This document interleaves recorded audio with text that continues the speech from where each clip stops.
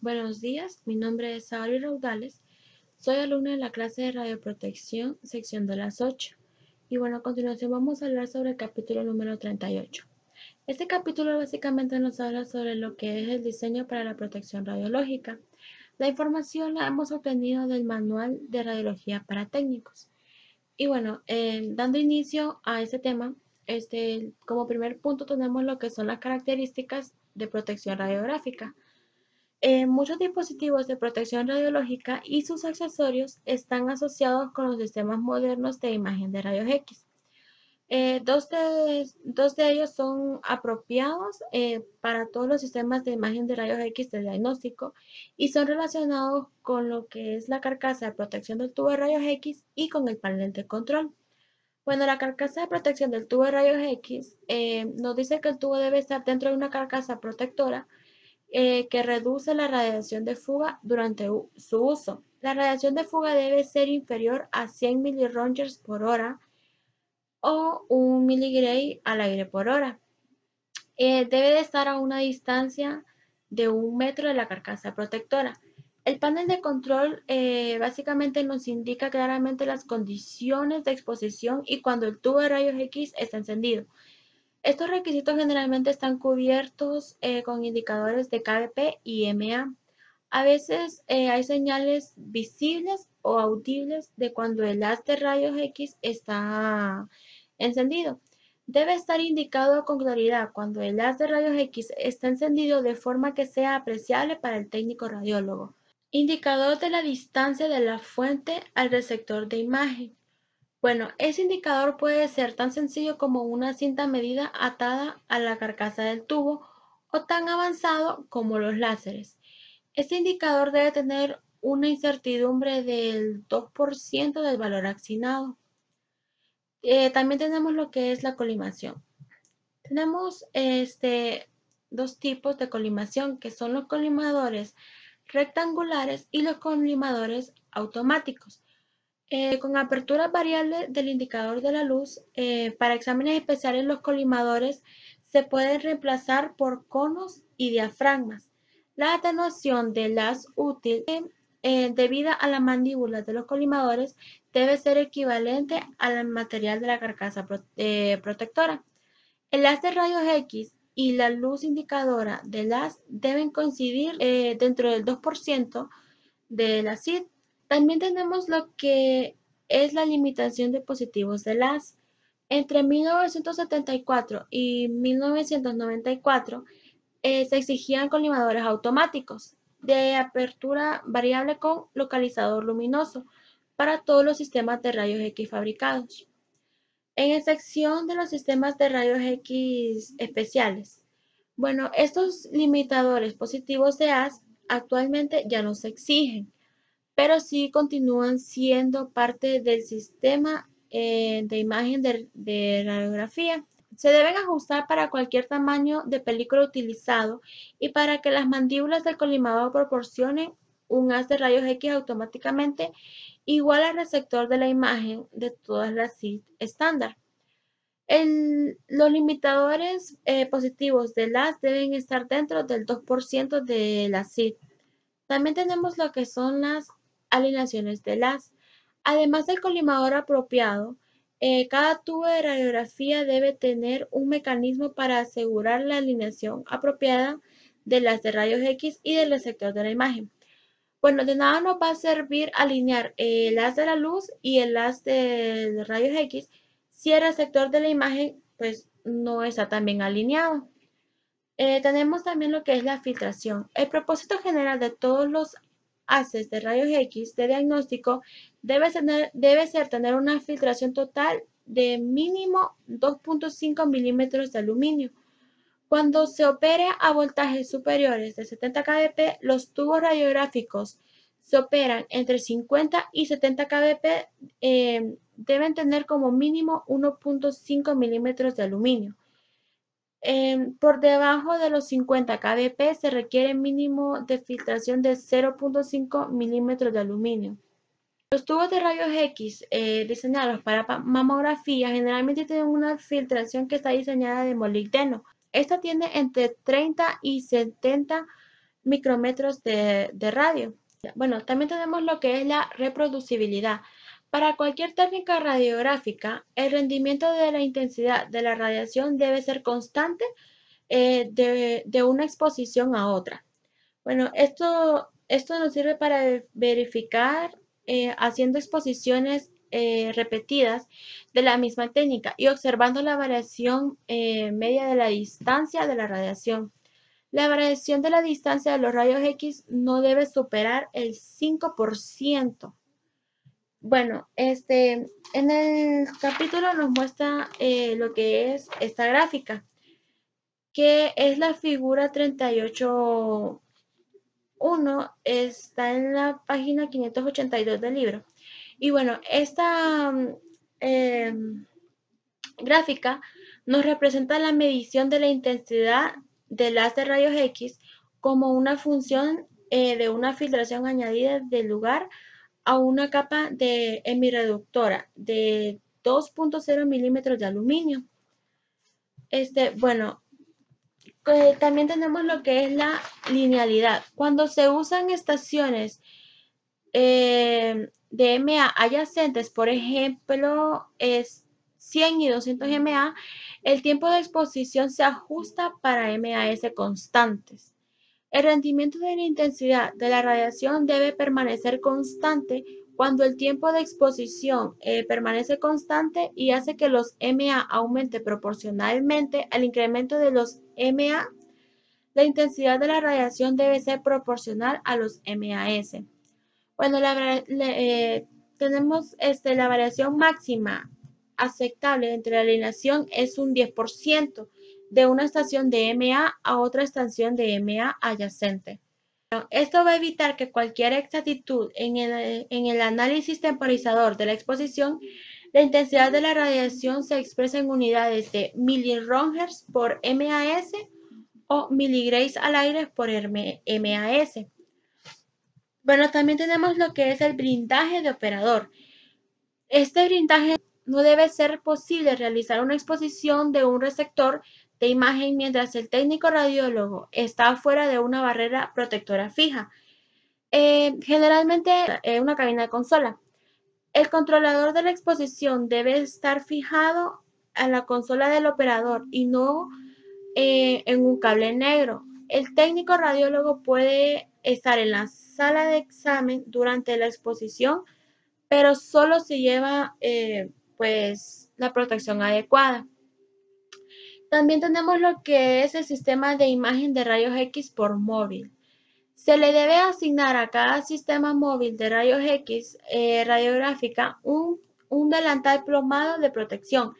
El interruptor de la exposición de dicho sistema de imagen debe permitir que el operador permanezca como mínimo a 2 metros del tubo de radiografía durante la exposición. Por supuesto, el haz útil debe dirigirse lejos del técnico radiólogo mientras esté colocado a la distancia mínima. Bueno, otro punto que tenemos son las características de la protección fluoroscópica. Bueno, las características de estos sistemas de imagen de fluoroscopía que siguen a continuación están pensadas principalmente para reducir la dosis de radiación en el paciente. Bueno, normalmente cuando la dosis de radiación en el paciente se reduce, la exposición del personal se reduce de la misma medida. Tenemos la distancia de la fuente a la piel. Bueno, es lógico pensar que aumentar la distancia entre cualquier tubo de rayos X del paciente producirá una reducción de la dosis del paciente, ya que hay un aumento de la distancia. Bueno, para mantener la exposición al identificador de la imagen es necesario aumentar el MA para compensar el aumento de la distancia. Debido a la divergencia del haz de rayos X, la exposición superficial es menor a la exposición de la salida, requerida cuando la distancia de la fuente a la piel se aumenta. Bueno, la distancia de la fuente a la piel no debe ser menor de 38 centímetros en la fluoroscopía estacionaria y de 30 centímetros en fluoroscopía móvil. Bueno, luego nos muestra lo que es esta figura, que es la figura 38.2 del libro, está en la página 583. Esta figura nos representa lo que es la exposición cutánea de entrada del paciente. Es mucho mayor cuando el tubo de rayos X de fluoroscopía está designado cerca de la mesa. Bueno, en esta imagen podemos observar un abdomen de 20 centímetros que tiene un grosor de 5 de la capa hemireductora. Si el tubo de rayos X del fluoroscopio se mueve de 40 a 20 centímetros de la distancia de fuente del receptor de la imagen, hay un gran aumento en la exposición cutánea de la entrada. Bueno, la exposición requerida por el intensificador de la imagen es de 1 miliröntgen. Bueno, la exposición cutánea de entrada será entre 2.25 y 4.0 miliröntgen respectivamente, solo debido a la divergencia de las de rayos X. Aquí utilizamos lo que es la ley inversa al cuadrado. Si se añade la atenuación de 5 de la capa hemireductora, para cada geometría, lo que son las exposiciones cutáneas de entrada se convierten respectivamente en 78 y 128 miliröntgen. Bueno, ahora vamos a hablar sobre lo que son las barreras protectoras primarias. El armazón del identificador de imagen sirve como barrera de protección primaria y debe equivaler de 2 milímetros de plomo. Debe acoplarse con el tubo de rayos X y conectarse para que el tubo de rayos X de fluoroscopía no se pueda encender cuando el identificador de la imagen esté en posición estacionada. Bueno, también tenemos lo que es la filtración. La filtración total de las de rayos X de fluoroscopía debe ser por lo menos equivalente al 2.5 milímetros de aluminio.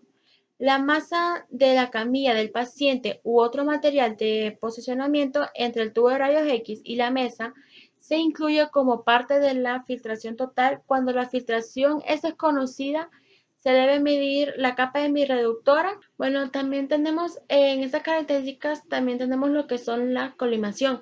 Bueno, los colimadores de haces de rayos X de fluoroscopía se deben ajustar de manera que un borde no expuesto sea visible en el monitor de la imagen cuando el fósforo del identificador de la imagen se coloque a 35 centímetros por encima de la mesa y los colimadores estén abiertos completamente.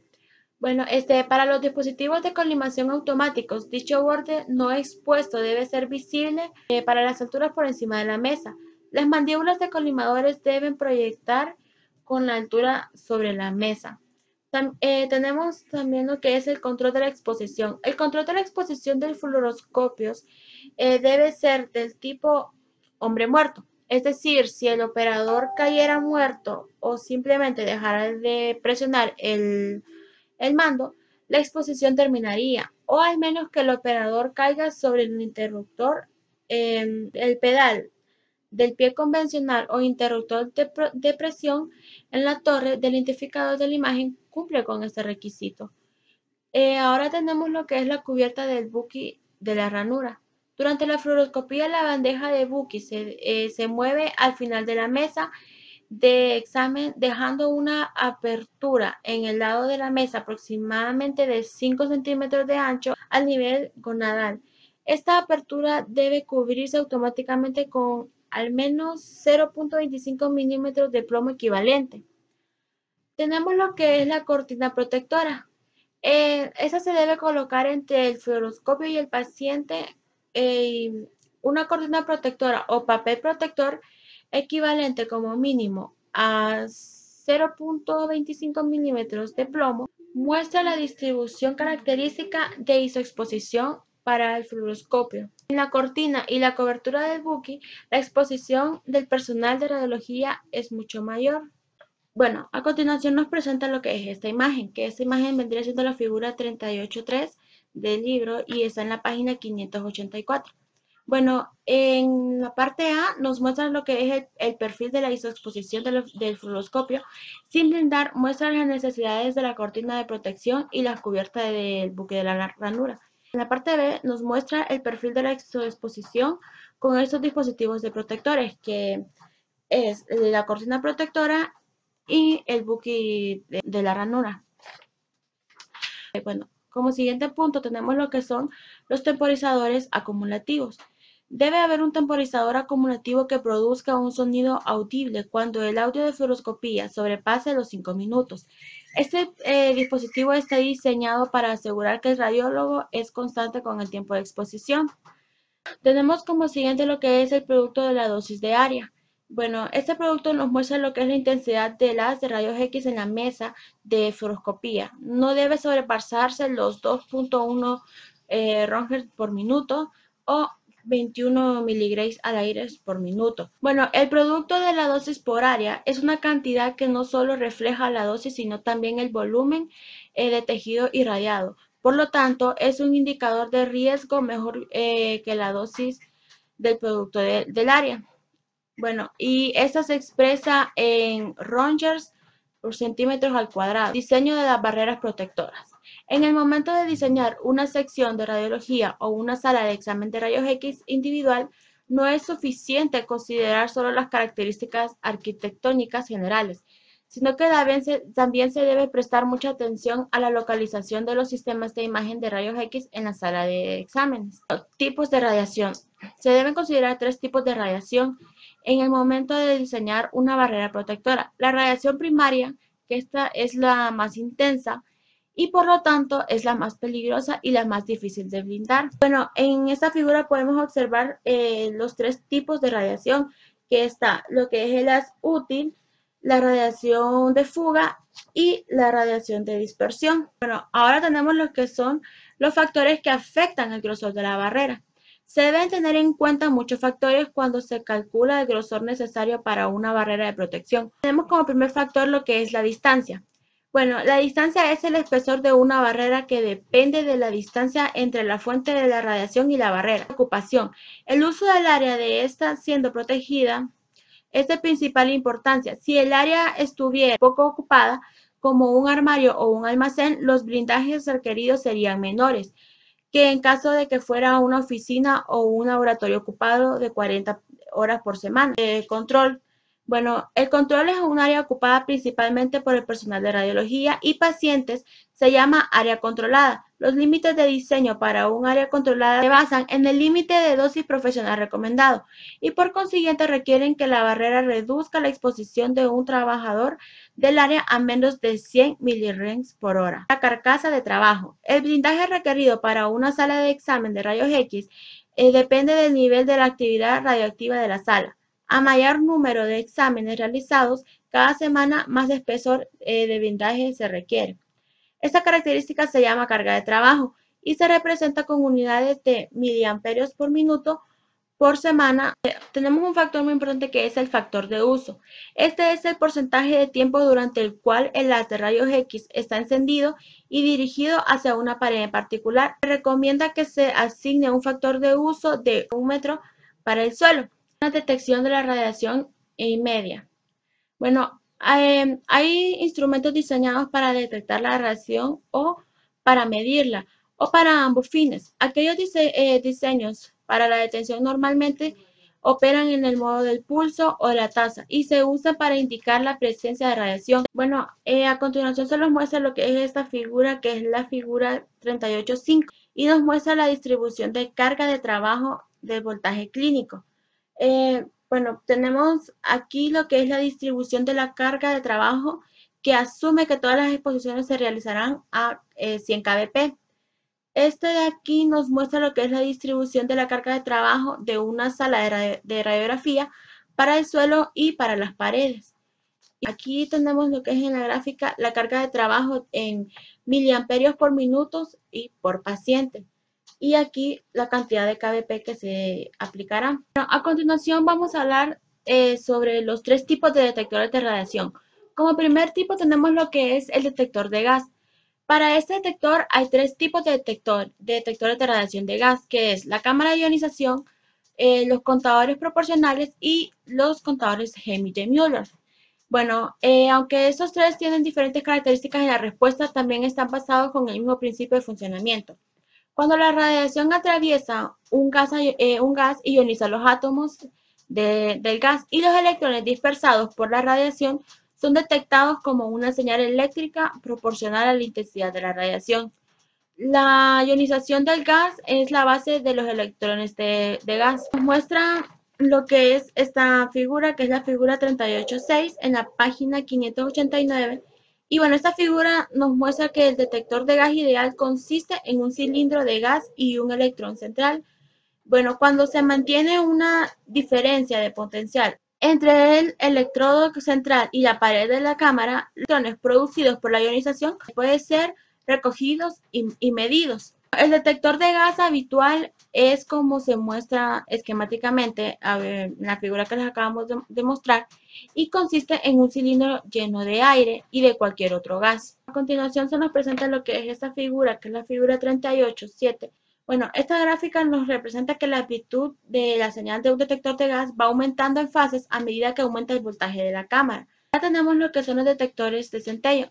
Los detectores de centello se utilizan en las varias áreas de la ciencia radiológica. Es la base de la gamma cámara de la medicina nuclear y se utiliza en la serie de detectores de la mayoría de los sistemas de imágenes por tomografía computarizada. El protector de la imagen utilizado en varios tipos de sistemas de imagen digital nos presenta esta figura, que es la figura 3811, que es de la página 591 del libro. Y bueno, esta figura nos muestra que durante el centello la intensidad de la luz emitida es proporcional a la cantidad de la energía absorbida en el cristal. Bueno, la luz producida durante el centello se emite en forma isotrópica, es decir, que con igual intensidad de todas las direcciones. Por lo tanto, cuando se utiliza como detectores de radiación los cristales, estos están cerrados en aluminio y con una superficie interna pulida en contacto con el cristal. Pero por último tenemos lo que es el detector de la disometría termoluminiscente.